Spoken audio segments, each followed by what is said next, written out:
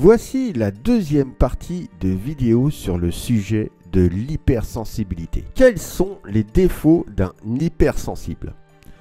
Alors l'hypersensible peut être pris de panique ou alors même des attaques de panique si émotionnellement c'est beaucoup trop fort pour lui car il n'arrivera pas à les gérer et il aura très peu de capacité à pouvoir critiquer ses émotions. Il faut savoir aussi que l'hypersensible aura une instabilité de l'humeur même dans la même journée, aussi bien en agréable qu'en désagréable. Mais attention, il ne va pas falloir confondre entre une personne hypersensible et une personne lunatique. C'est que tout simplement l'hypersensible sera régi par ses émotions et il aura beaucoup de difficultés à pouvoir les gérer, contrairement à une personne lunatique qui est une personne complètement différente. Alors, pourquoi les hypersensibles ont peu d'amis? Alors, les hypersensibles vont rencontrer des difficultés à entretenir des relations ou alors des contacts avec les autres. Principalement, c'est qu'ils vont absorber les émotions des autres et malheureusement des émotions négatives. Alors, comment fonctionne le cerveau de l'hypersensible? L'hypersensible fait preuve d'une très grande empathie. Ce sont des éponges à émotions.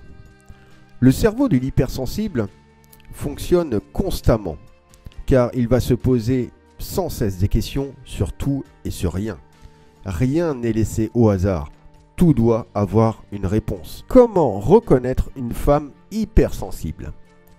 Alors une femme hypersensible se remet constamment en question. Malheureusement, elle va avoir un jugement très négatif d'elle-même. Une femme hypersensible, elle est hyper émotive. Elle va très mal vivre aussi les critiques.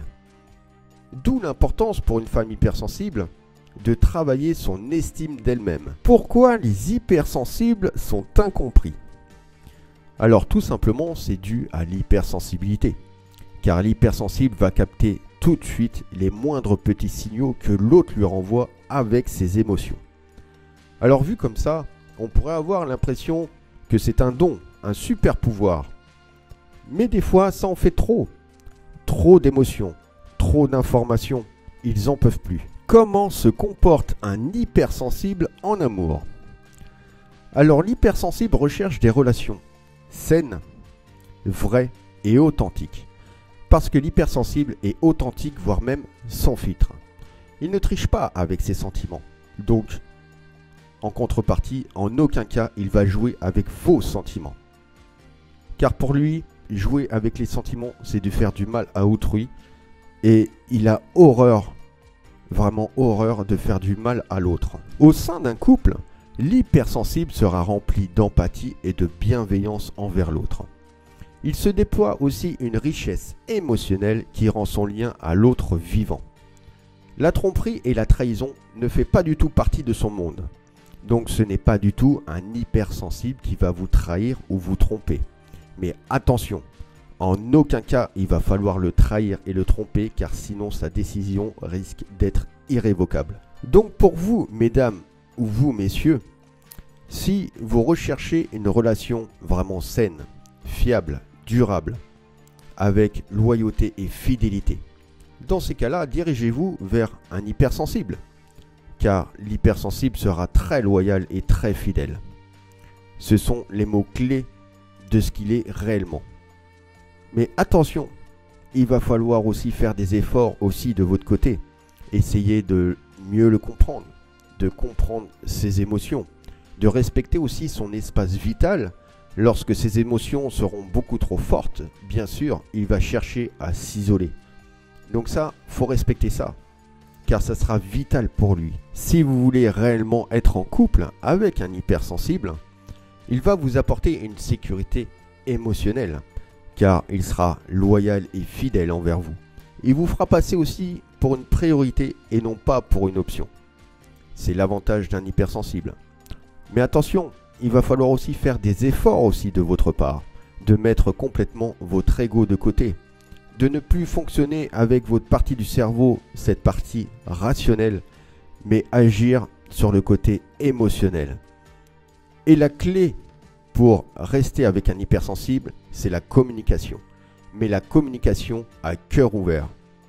N'hésitez pas à partager vos émotions avec un hypersensible, car ce n'est pas du tout l'hypersensible qui va jouer de vos faiblesses. Le gros souci que l'hypersensible peut avoir au sein d'un couple, ou alors un début de relation, c'est que l'hypersensible va dire directement et sans retenue ses émotions vis-à-vis de l'autre.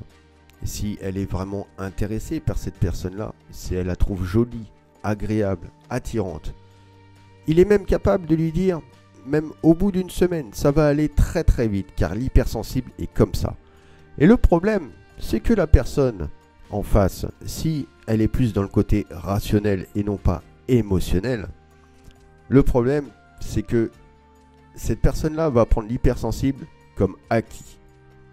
Et malheureusement, un hypersensible ne sera jamais acquis et personne ne l'est.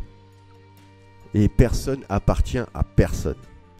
C'est une chose que j'ai toujours dit.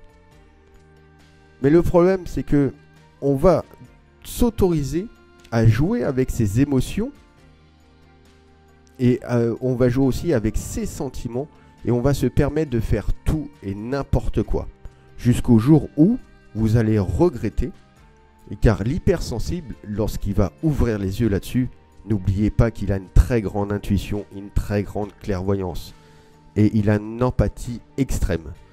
Et on ne peut pas mentir éternellement avec une personne qui a une empathie extrême, car il sentira le danger tout de suite. Et lorsqu'il va sentir le danger, il va partir. Comme je le disais auparavant, l'hypersensible est très intelligent, mais généralement on le sous-estime. Et sous-estimer son intelligence, c'est une offense pour lui. Lorsqu'il aura travaillé sur son hypersensibilité et avoir augmenté son estime de lui-même, l'hypersensible peut être un excellent leader au sein d'un groupe ou au sein d'une équipe professionnelle. Comme je disais à la première partie de vidéo sur l'hypersensibilité, l'hypersensible va falloir prendre conscience des choses. Prendre conscience dans quel monde il vit. Car tout le monde n'est pas hypersensible. Tout le monde n'est pas bienveillant comme lui. Justement. Il y a aussi de personnes très toxiques. De mauvaises personnes avec de mauvaises intentions derrière. Comme on peut le voir au niveau des manipulateurs, des pervers narcissiques, où si l'hypersensible est un homme, il fera affaire à une femme borderline. C'est-à-dire que l'hypersensible sera victime de ses prédateurs, de ses chasseurs. Ces chasseurs d'émotions, c'est tout simplement, ces personnes-là sont totalement vides à l'intérieur et n'ont pas ce côté émotionnel que l'hypersensible a. Donc tout ce qui est manipulateur, pervers narcissique et femme borderline réagissent uniquement sur le côté rationnel du cerveau, avec un ego démesuré et surdimensionné. Car tout ce qu'ils recherchent, c'est la puissance et le pouvoir, tout simplement. Et qu'ils vont jouir de cette puissance lorsqu'ils auront réussi à faire une manipulation mentale sur l'hypersensible et de le voir échouer, de le voir à terre et à genoux. C'est sa façon, pour tout ce qui est manipulateur, d'exister et de vivre. En prenant le pervers narcissique par exemple, en lien avec l'hypersensible, le pervers narcissique, il ne faut pas le sous-estimer, car il est très intelligent comme l'hypersensible. Mais attention, c'est une intelligence froide. Et comme on dit généralement que le pervers narcissique n'a pas d'empathie. Si, justement, il a de l'empathie, mais ce n'est pas la même empathie. C'est une empathie cognitive. Contrairement à l'hypersensible, c'est une empathie émotionnelle.